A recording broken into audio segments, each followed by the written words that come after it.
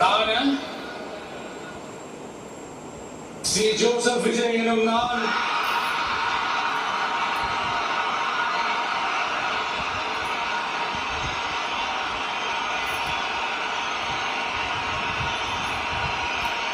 சட்டப்படி அமைக்கப்பெற்ற இந்திய அரசியல் அமைப்பின்பால் உண்மையான நம்பிக்கையும் மாறா பற்றும் என்றும் இந்திய நாட்டின் ஒப்பில்லாத முழு முதல் ஆட்சியையும் உரிமையையும் நிலை நிறுத்துவேன் என்றும் தமிழ்நாட்டு அரசின் முதலமைச்சராக உண்மையாகவும் உடற்சான்றின்படியும் என் கடமைகளை நிறைவேற்றுவேன் என்றும் அரசியல் அமைப்பிற்கும் சட்டத்திற்கும் இணங்க அச்சமும் ஒருதலை சார்பும் இன்றி